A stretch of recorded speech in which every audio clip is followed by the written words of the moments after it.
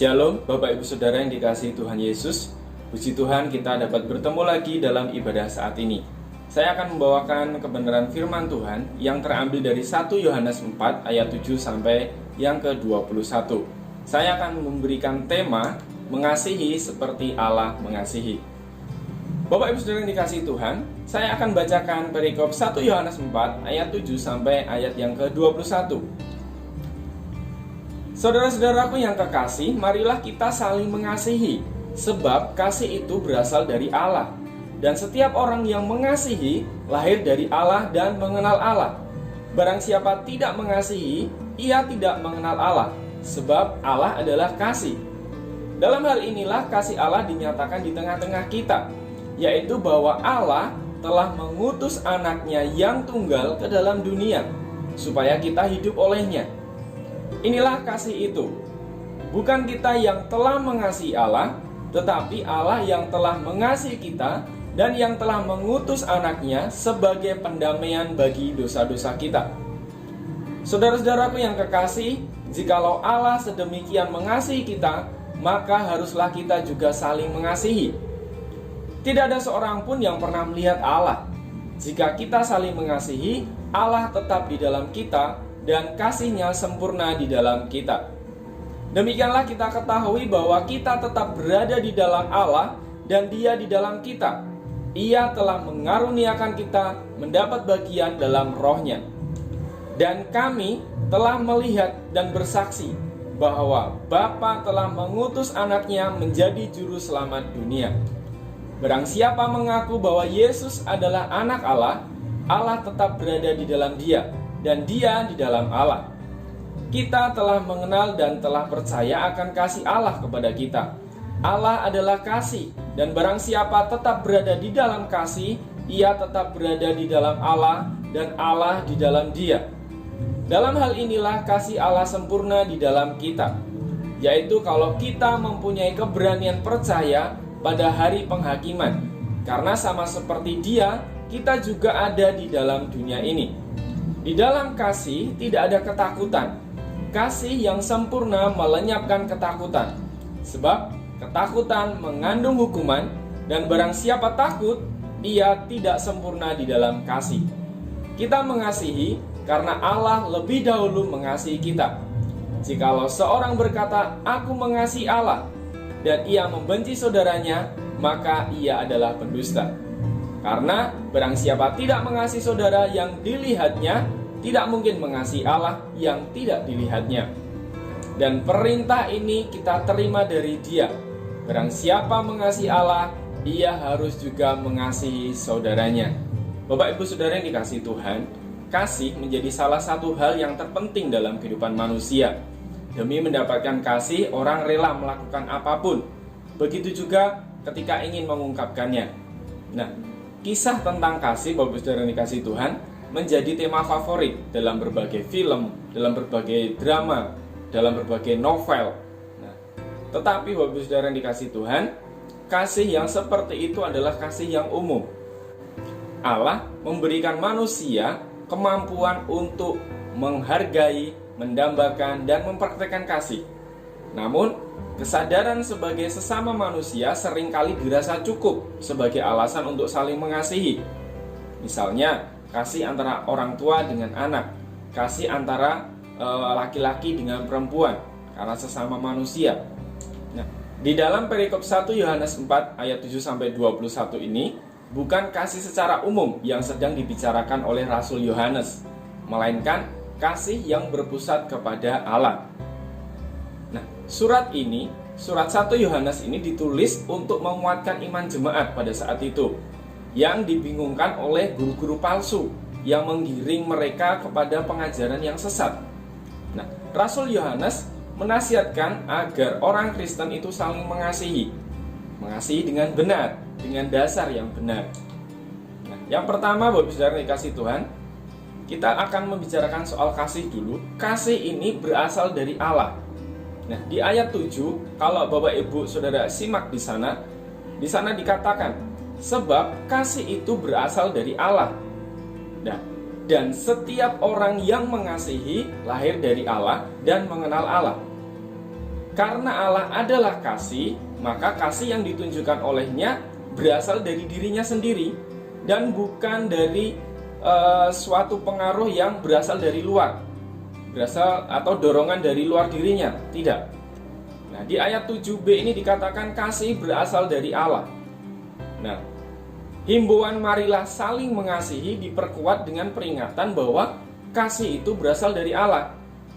Kasih yang ditulis oleh Rasul Yohanes bukannya suatu usaha manusia. Kasih mempunyai asal ilahi. Kasih yang berasal dari Allah sendiri. Bila seseorang mengasihi dengan dasar pengertian ini, itu membuktikan bahwa ia lahir dari Allah dan ia mengenal Allah. Nah, selanjutnya, kasih adalah karakter Allah. Di ayat 8, barang siapa tidak mengasihi, ia tidak mengenal Allah, sebab Allah adalah kasih. Saya ulangi, sebab Allah adalah kasih. Allah adalah kasih, suatu pernyataan yang paling agung di dalam Alkitab. Ini bermakna lebih daripada Allah mengasihi. Ini bukan sekedar aktivitas Allah untuk memberikan belas kasihan, bukan sekedar kegiatan Allah untuk mengasihi, bukan. Ini sebenarnya berarti bahwa karakter Allah adalah kasih. 1 Yohanes 4 ayat 8b mengajarkan tentang kasih sebagai bagian yang tidak terpisahkan dari hakikat Allah. Ini berbicara tentang sesuatu yang begitu melekat dalam esensi ilahi Allah. Allah pada dirinya sendiri adalah kasih. Nah, kasih ini bukan sekedar aktivitas. Ya, kasih ini lebih dari itu. Rasul Yohanes menekankan bahwa kasih adalah karakter Allah sendiri. Nah, ia mengasihi, Tuhan mengasihi kita, Allah mengasihi kita, bukan karena ada yang harus dikasihi, bukan karena ada objek yang memang harus dikasihi, tetapi karena memang tabiat Allah itu mengasihi. Kasihnya bagi kita tidak bergantung kepada keadaan kita, tidak bergantung kepada perbuatan kita, tidak bergantung kepada apa yang kita lakukan atau bagaimana dengan kondisi kita. Tidak, tetapi karena Allah memang mengasihi. Memang Allah itu karakternya mengasihi. Ia mengasihi kita karena ia adalah Allah yang demikian. Kasih juga haruslah merupakan karakter kita, karena kasih adalah karakter Allah. Jika kita percaya bahwa kita adalah anak-anak Allah, kita anak-anak Tuhan, tentu kita juga harus memiliki karakter kasih seperti Allah. Selanjutnya, kasih Allah dinyatakan dalam Kristus. Di ayat yang ke-9 kita baca di sana, dalam hal inilah kasih Allah dinyatakan di tengah-tengah kita, yaitu bahwa Allah telah mengutus anaknya yang tunggal ke dalam dunia supaya kita hidup olehnya. Manifestasi kasih Allah kepada kita dinyatakan di tengah-tengah kita adalah penganugerahan anaknya yang tunggal. Kristus adalah anak tunggal Allah, satu-satunya anak Allah. Bisa dibandingkan dengan Ibrani 11 ayat 17. Nah, kasih yang seperti ini tidak ada di antara manusia, tetapi kita mengenalnya karena sudah dinyatakan. Dan ini terjadi ketika Allah mengutus anaknya yang tunggal turun ke dalam dunia. Nah, tujuan pengutusan anak Allah ini adalah untuk membawa hidup bagi manusia. Hidup dalam arti yang sesungguhnya, di mana ia datang kepada manusia oleh kemauan atau oleh kehendak dirinya saja, bukan atas dasar usaha kita. Kasih yang adalah sifat dari Allah tidak terkait dengan apapun yang dapat dilakukan oleh manusia. Kasih itu terungkap di dalam penganugerahan Kristus, melalui karya pendamaian, melalui karya penebusan, melalui karya pemuasan keadilan. Kita didamaikan dengan Allah oleh karena karya Yesus Kristus bagi kita, di ayat 9 dan 10. Nah, di sini Rasul Yohanes menyatakan inilah kasih itu. Ini berbicara tentang ekspresi atau tindakan Allah yang sejati. Kita tidak mungkin bisa mengasihi bila tidak terlebih dahulu didamaikan dengan Allah. Ini adalah inisiatif dari Allah sendiri dengan mengutus anaknya Yesus Kristus untuk mendamaikan kita dengan Dia. Dan Allah juga melahirbarukan kita sehingga kita dapat mengenal Allah. Mengenal Allah di sini adalah berarti mengasihi Allah dan mengasihi sesama. Kemudian, bagaimana tanggapan terhadap kasih Allah ini? Ayat 11. Saudara-saudaraku yang kekasih, jikalau Allah sedemikian mengasihi kita, maka haruslah kita juga saling mengasihi. Jika Allah mengasihi kita sampai mengutus anaknya yang tunggal, maka kewajiban moral kita haruslah sebagai umatnya juga saling mengasihi. Kasih kepada sesama sebagai bukti bahwa Allah tetap di dalam kita.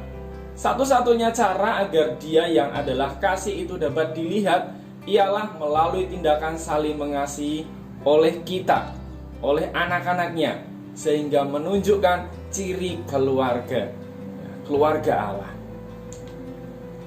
Semua orang Kristen semestinya memiliki karakter kasih yang terekspresi di dalam tindakan saling mengasihi satu dengan yang lain. Tidak ada satupun yang boleh ketinggalan untuk melakukan atau untuk menyatakan karakter kasih ini. Nah, karakter yang memang mewujudkan tindakan kasih, bukan menuntut kasih dari orang lain. Setiap orang Kristen harus saling mengasihi. Berikutnya, karena Allah itu kasih, kita harus tinggal dalam kasih Allah dan kita juga harus bersaksi. Di ayat yang ke-14, dan kami telah melihat dan bersaksi bahwa Bapa telah mengutus anaknya menjadi juru selamat dunia. Bapak Ibu Saudara yang dikasihi Tuhan, Rasul Yohanes sendiri mengungkapkan, menyaksikan bahwa dia telah melihat, bahwa dia juga telah bersaksi. Nah, menyaksikan, memberitakan bahwa Allah telah mengutus anaknya menjadi juru selamat dunia. Realitas kasih Allah akan menjadi nyata bagi orang lain melalui kesaksian dan pemberitaan kita mengenai Kristus Yesus. Di ayat 14 dan sampai 16. Hal ini juga telah dilakukan oleh Rasul Yohanes. Isi kesaksian itu adalah bahwa anak adalah juru selamat dunia, bahwa anak Allah, Yesus Kristus, adalah juru selamat dunia. Juru selamat meliputi semua kegiatan, semua pekerjaan Kristus untuk manusia dan dunia sebagai totalitas kemanusiaan. Keselamatan untuk semua umat manusia di dunia yang menjadi percaya kepada Kristus. Nah, keselamatan mempunyai syarat mutlak. Apa itu syaratnya? Yaitu beriman kepada Kristus sebagai juru selamat, mengakui bahwa anak Allah yang berkuasa membebaskan manusia dari dosa. Kita baca di ayat 16. Barang siapa tetap berada di dalam kasih, ia tetap berada di dalam Allah, dan Allah di dalam dia. Tinggal berada di dalam kasih bukan berarti berdiam diri untuk menikmati kasih dengan pasif. Namun, ada tindakan aktif untuk siap mengasihi. Nah, tindakan ini diwujudkan dengan kembali menyalurkan kasih itu kepada dunia. Sehingga Allah yang adalah kasih, tindakannya juga nyata melalui kehidupan orang percaya, melalui kehidupan kita sebagai orang percaya yang bersaksi, yang memberitakan Injil. Nah, poin yang terakhir, mengasihi karena Allah lebih dahulu mengasihi kita. Ayat yang ke-19. Kita mengasihi karena Allah lebih dahulu mengasihi kita. Kasih kepada Allah merupakan suatu balasan terhadap kasih-Nya. Kasih di sini dalam arti kasih yang khas. Kasih-Nya orang-orang percaya, kasih di dalam kelompok orang Kristiani. Ya, suatu kasih yang juga harus mencakup kepada orang-orang yang tidak layak. Kita ingat pengajaran yang sudah disampaikan Tuhan Yesus di dalam Matius 5 ayat 43. Kamu telah mendengar firman, kasihilah sesamamu manusia dan bencilah musuhmu. Tetapi aku berkata kepadamu, kasihilah musuhmu dan berdoalah bagi mereka yang menganiaya kamu. Kasih di sini adalah kasih yang berasal dari hakikatnya Allah, bukan karena kelayakan orang yang dikasihi.